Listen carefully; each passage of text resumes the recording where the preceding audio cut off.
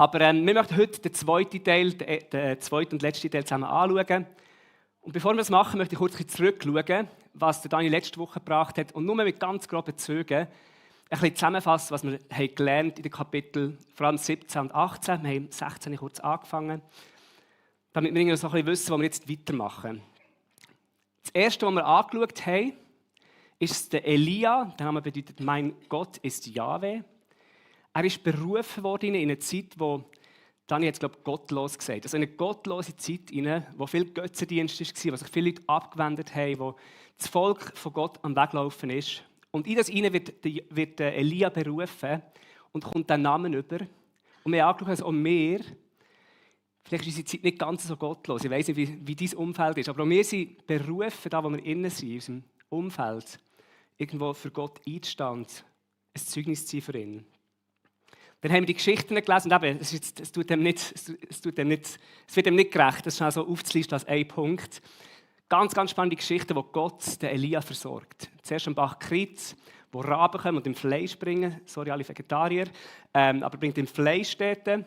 Nachher wird er versorgt durch eine Witwe, wo das Öl und das Mehl nie ausgehen. Und dann noch eine Heilung, wo der Sohn von dieser Witwe stirbt, wo Gott auch dort versorgt und den Sohn wieder zum Leben bringt.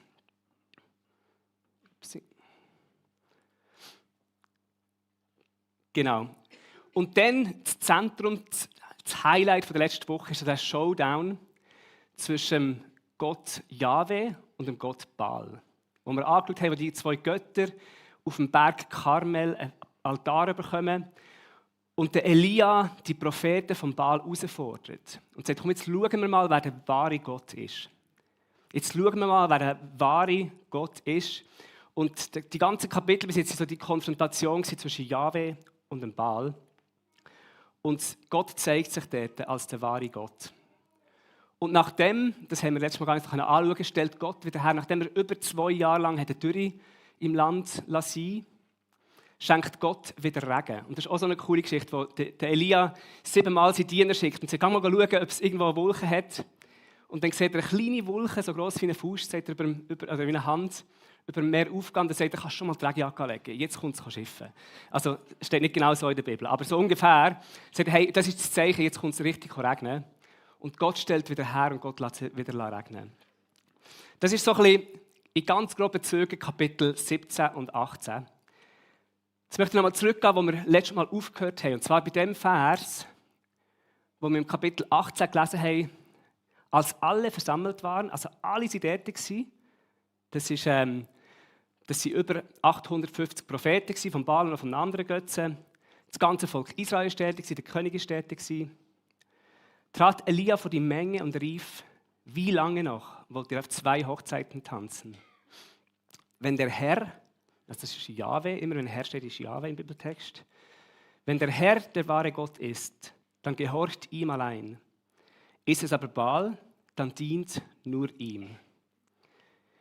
Und da haben wir letzte Woche aufgehört mit dieser Aufforderung an uns, und uns selber die Frage zu stellen, hey, sind wir ganz entschieden, all in für Gott? Oder haben wir noch unsere Baals und andere Götter, die wir auch noch probieren, irgendwo nebenan ein bisschen zu pflegen und Beziehung zu haben, Platz zu machen dafür? Und die Herausforderung an uns ist zu sagen, hey, lass uns nicht auf 2 Hochzeiten tanzen. Und falls euch das mehr interessiert, in der letzten Woche nicht da war, dann kann ich empfehlen, die Predigt nachzuhören von Dani. Die ist bei uns auf dem Podcast und auf YouTube. Und dann kommt die ganze Konfrontation mit dem Feuer vom Himmel. Und am Schluss, im Vers 39, lesen wir die Reaktion der Israeliten. Als die Israeliten das sahen, warfen sie sich zu Boden und riefen, der Herr allein ist Gott. Der Herr allein ist Gott. Und in der Bibel, wenn Sachen wiederholt sind, ist es so, dass sie nicht fett schreiben oder unterstreichen oder Ausrufezeichen machen. In der hebräischen Sprache hat man es einfach 2-mal gesagt, um zu sagen, das ist wirklich so richtig ernst gemeint. Also als Stilmittel der Betonung sagen sie es 2-mal. Oder wird es ihnen 2-mal ins Maul gelegt, der Herr allein ist Gott. Und wir sehen so die ganz klare Entscheidung vom Volk Israel. Jetzt ein für alle Mal haben sie sich für Jahwe entschieden. Und Vers 40, da ist es nicht drauf, da steht, und wenn sie nicht gestorben sind, dann leben sie noch heute. Nicht wirklich, oder? Wenn wir die Bibel lesen, dann wissen wir, so eine ganz klare Entscheidung, die das Volk Israel macht, oder sind wir ehrlich auch mit uns, ganz entschieden. Und irgendwie kommt es dann doch manchmal wieder ein bisschen anders. Und eigentlich wäre es ein schönes Happy End, zu sagen, da hört das Alte Testament auf und dann ist noch Jesus gekommen, hat noch ein paar andere Sachen erledigt und so genau, ist die Geschichte von Gott und den Menschen. Aber es geht eben anders weiter. Im Kapitel 19 lesen wir, Ahab, das ist der König von Israel, Ahab erzählte Isabel alles, was Elia getan hatte und wie er alle Baalspropheten mit dem Schwert getötet hatte. Daraufhin schickte Isabel einen Boten zu Elia und ließ ihm ausrichten: Die Götter sollen auch mich töten, wenn ich nicht morgen um diese Zeit das Gleiche mit dir tue, wie du es mit ihnen gemacht hast. Also die Isabel, die haben wir kennengelernt, das ist ganz eine böse Frau. Frau ist ganz oft so ein bisschen die Heldin im Alten Testament, was speziell ist und raussticht in der patriarchischen Kultur. Aber die Isabel ist ganz böse. Sie wird sogar in der Offenbarung dann nochmal erwähnt, so als Gegenspieler von der Gemeinde von Jesus. Und sie ist anscheinend nicht auf dem Berg Karmel gewesen. Sie ist nicht auf dem Berg und hat erlebt, wie Gott bewiesen hat, dass er der wahre Gott ist. Und ihr wird berichtet, und sie ist eben sie ist Prinzessin vom Sidonischen Reich, das ist nördlich von Israel. Und sie hat quasi den Baal-Götzendienst importiert nach Israel.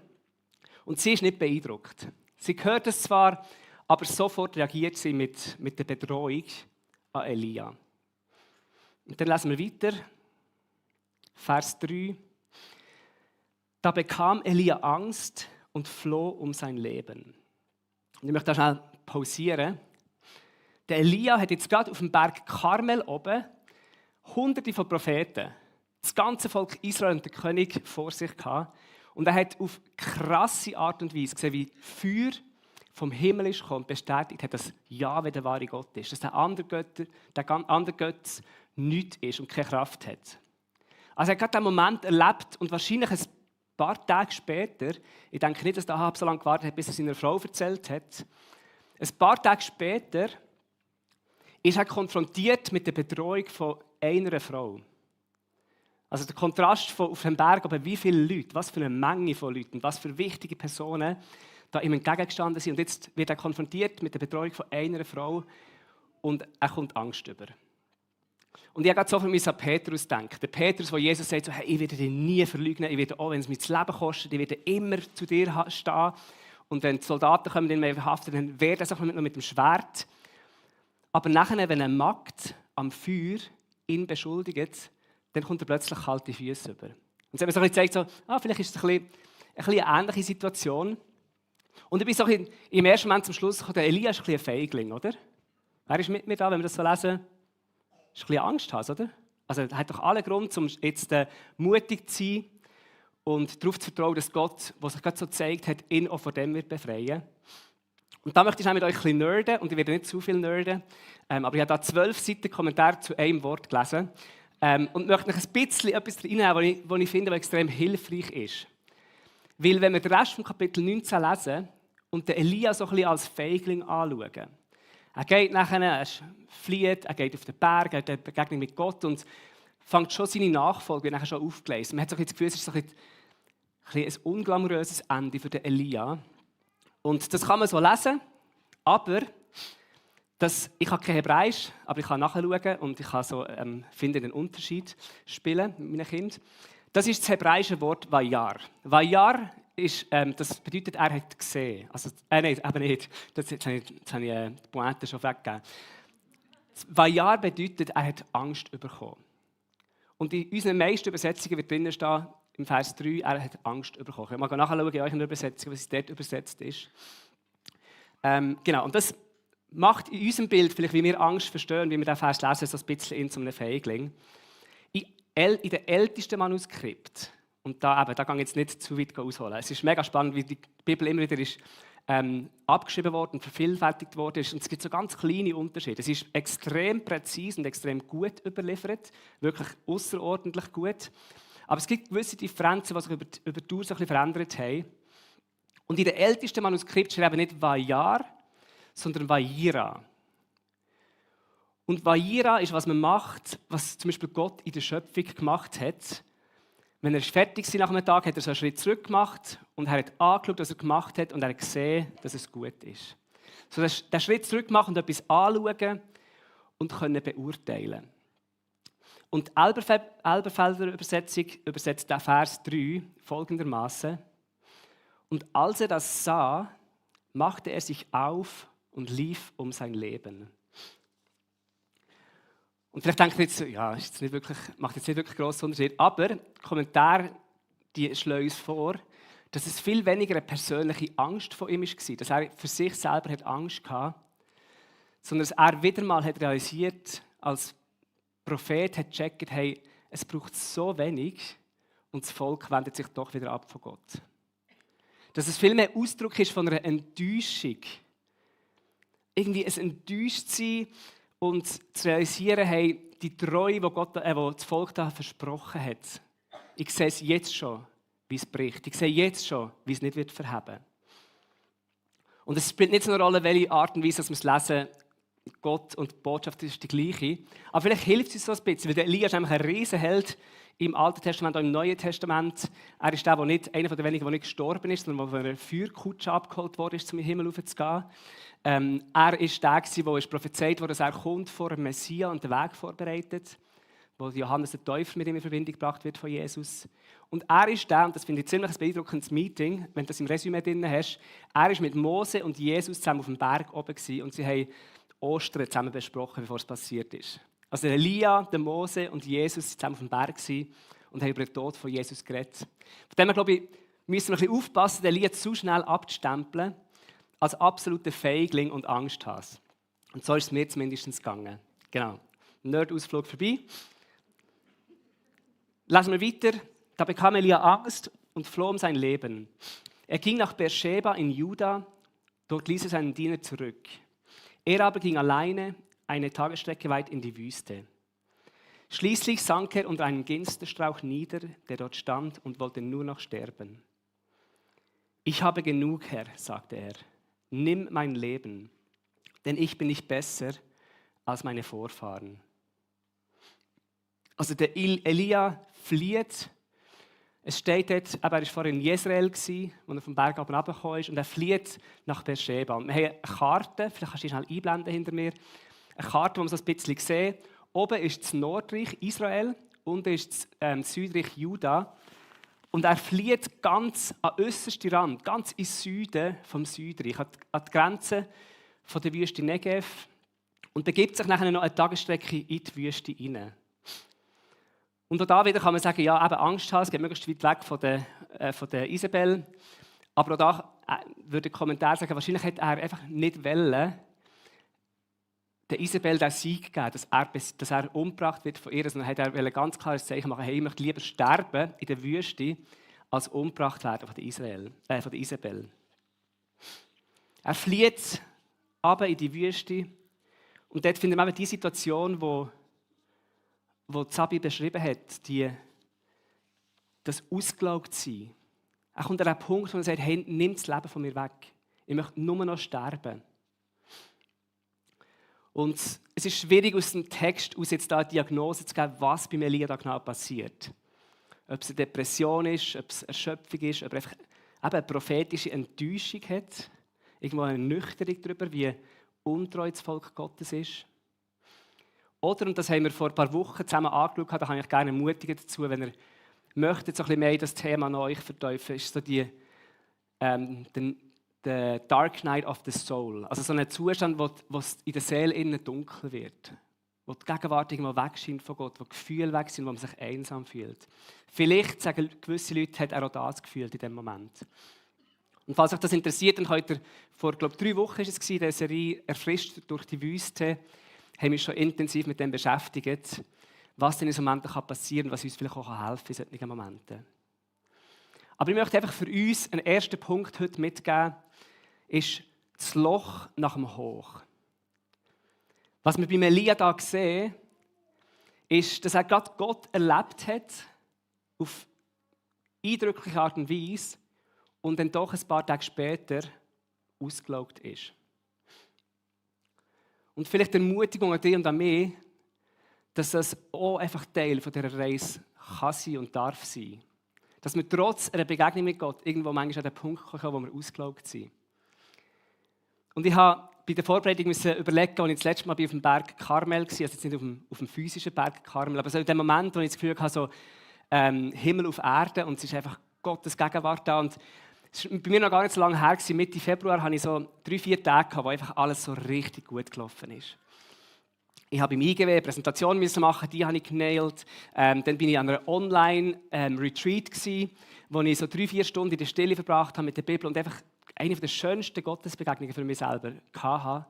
An dem Nachmittag, mitten in einem vollpackten Programm. Am nächsten Tag haben wir Open Day gehabt im IGW mit ganz vielen Gästen. Und auch da habe ich super gemacht. Genau, wirklich einfach so richtig erfolgreich gewesen, es ist gut gelaufen, schöne Momente mit Gott gehabt. Dann haben wir unsere Kinder meine Eltern gegeben in dieser Zeit. Dann habe ich und Sarah 2 Tage zu zweiten gehabt. Wir sind brunchen. Wir haben schöne Gespräche gehabt. Wir haben richtig eine gute Zeit zusammen gehabt. Und ich weiss noch, dass Sarah gesagt hat, hey, ich habe mich noch nie oder schon lange nicht mehr so erfüllt und zufrieden und glücklich gefühlt, wie jetzt in diesem Moment. So wie auf dem Berg Karmel sind wir so richtig gut gegangen, Gottes Nähe gespürt, ich mich verbunden gefühlt mit Gott, mit meiner Frau, mit dem Leben. Und dann hat es extrem beschämend wenig gebraucht, um mich in die Wüste abzuholen. Und zwar einfach nur eine Verkältung. Ich bin ein bisschen krank geworden. Es hat das ein bisschen angefangen zu kratzen. Und alle Männer wissen, dass es mega schlimm ist. Gell? Bei uns Männern ist das wirklich noch mal etwas ganz anderes. Das könnt ihr gar nicht nachvollziehen als Frauen. Wie das ist, was es mit dir macht. Aber es hat so ein bisschen angefangen zu kratzeln. Dann habe ich angefangen zu husten bekommen. Dann habe ich nicht mehr gut geschlafen. Und dann bin ich den Tag so schleppend gewesen. Ich hatte irgendwie so einen vernebelten Kopf, war nicht ganz fit. Ich musste eine Präsentation machen, die habe ich völlig verbockt, weil ich einfach nicht bei Weg war. Und plötzlich finde ich mich so in dem Tal, also ich habe nicht das Gefühl, ich möchte nicht mehr leben, aber ich hatte das Gefühl von, oh, schießt mich einfach alles an. Einfach so am Tiefpunkt ankommen. Innerhalb von einer Woche wegen etwas relativ Kleinem. Aber vielleicht kennt ihr das selber auch aus der Jugend oder so, oder jetzt, wenn ihr irgendwie an einer Konferenz seid, in einem Camp seid, und dann kommt ihr zurück voller Elan und sagt so, ab jetzt und Vollgas und jetzt. Und dann braucht es manchmal gar nicht so viel. Und es kommt irgendwo eine Müdigkeit und es kommt irgendwo ein Ausgelaugtsein rein. Und das Schöne finde ich, wenn wir nachher weiterlesen im Text, Vers 5 und 6, wie Gott mit dem Elia umgeht dort. Was Gott macht mit dem, das müsst ihr nachlesen. Und zwar tut er ihn zuerst mal schlafen. Seelsorge ist extrem weise, er lässt ihn mal schlafen. Und dann macht er ihm Pizza. Es steht zwar hier auf heißem steinbachniges Brot in der Bibel, aber es ist hebräisch für Pizza, glaube ich. Macht ihm Brot. Macht ihm Brot und gibt ihm Wasser, tut ihn stärken. Dann lässt er ihn nochmal schlafen, das 2. Mal. Und weckt ihn nochmal auf und gibt ihm nochmal Brot und nochmal Wasser. Und sagt, hey, jetzt habe ich einen neuen Auftrag für dich. Du musst jetzt nochmal essen und trinken, weil jetzt musst du auf den Berg vom Herrn kommen. Jetzt musst du auf den Horeb kommen. Das ist ein anderer Name für den Berg Sinai.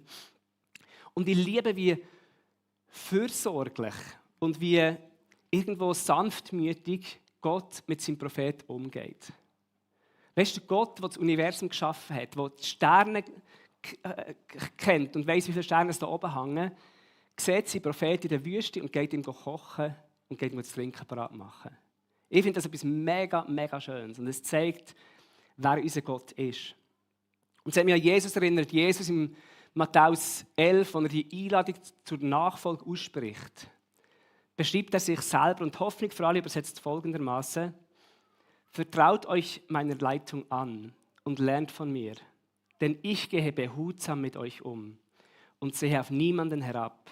Wenn ihr das tut, dann findet ihr Ruhe für euer Leben. Ich finde das etwas Wunderschönes, dass Gott so ein sorgfältiger, so ein sorgsamer, so ein fürsorglicher Gott ist, der mit uns so umgeht. Der sich um die kleinen Sachen kümmert, um kleine Sachen, um das Essen, um das Trinken und um den Schlaf. Und nicht einfach nur uns möchte funktionsfähig machen für das Nächste, sondern uns mal zuerst wiederherstellt, ein erstes Mal versorgt, ein erstes Mal schlafen und dann aber eben wieder etwas Neues sieht und uns nochmal stärkt für das, was vor uns liegt.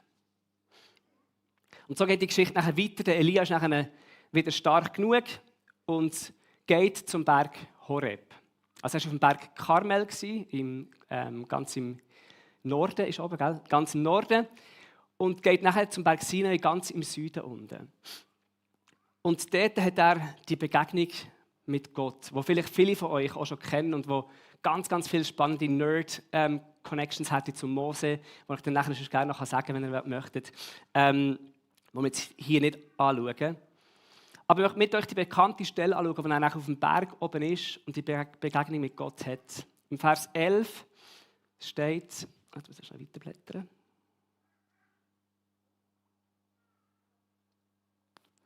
Genau, Vers 11 lesen wir, da sprach der Herr zu ihm, geh hinaus und stell dich auf den Berg vor den Herrn, denn der Herr wird vorübergehen. Zuerst kam ein heftiger Sturm, der die Berge teilte und die Felsen zerschlug vor dem Herrn her. Doch der Herr war nicht im Sturm. Nach dem Sturm bebte die Erde, doch der Herr war nicht im Erdbeben. Und nach dem Erdbeben kam ein Feuer, doch der Herr war nicht im Feuer. Und nach dem Feuer ertönte ein leises Säuseln. Also der Elia ist auf dem Berg von Gott, im Kontrast zum Berg Karmel, wo er vorher Gott erlebt hat, wo er Gott gesehen hat, wie er mächtig Feuer vom Himmel oben abgeschickt hat. Und jetzt ist er auf dem Berg Sinai oder Berg Horeb. Und auch dort hat er wieder eine Begegnung mit Gott, aber das Mal sieht es komplett anders aus.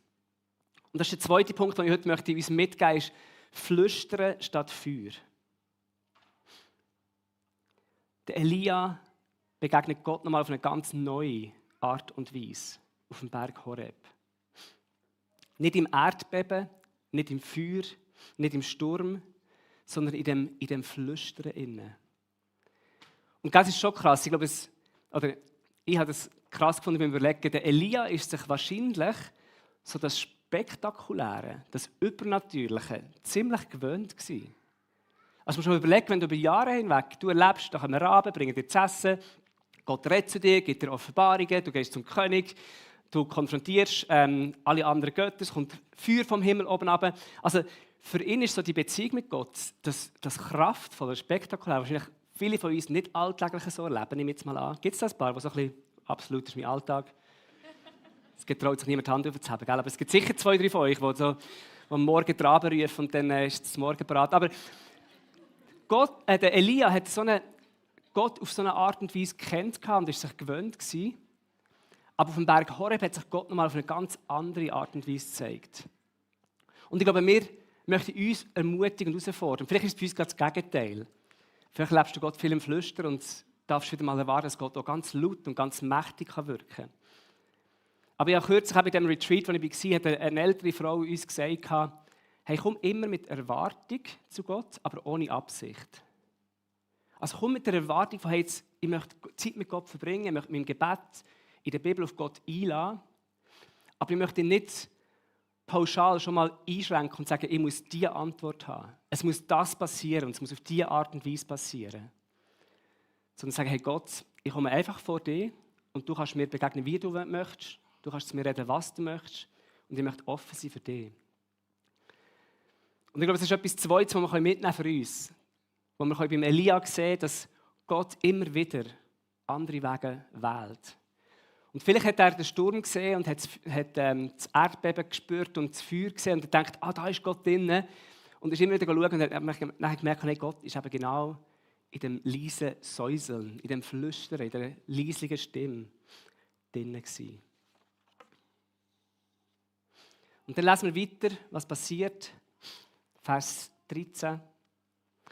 Als Elia es hörte, zog er seinen Mantel vors Gesicht, ging nach draußen und stellte sich in den Eingang der Höhle. Eine Stimme sprach, was tust du hier, Elia? Er sagte, ich habe dem Herrn, dem Allmächtigen, von ganzem Herzen gedient. Aber die Israeliten haben ihren Bund mit dir gebrochen, deine Altäre niedergerissen und deine Propheten umgebracht. Ich allein bin übrig geblieben und jetzt wollen sie mich auch noch umbringen. Also der Elia kommt mit Gott ins Gespräch und er sagt, hey Gott, Jahwe, der Plan, den du gehabt hast, mich da reinzusenden, um irgendwo das Volk zurückzubringen zu dir, dass sie wieder dir nachfolgen, es kommt nicht gut. Ich bin noch der allerletzte, der noch übrig geblieben ist. Alle anderen haben dich verlassen, sie beten andere Götter an, sie haben deine Altäre abgerissen, sie haben alle Propheten umgebracht.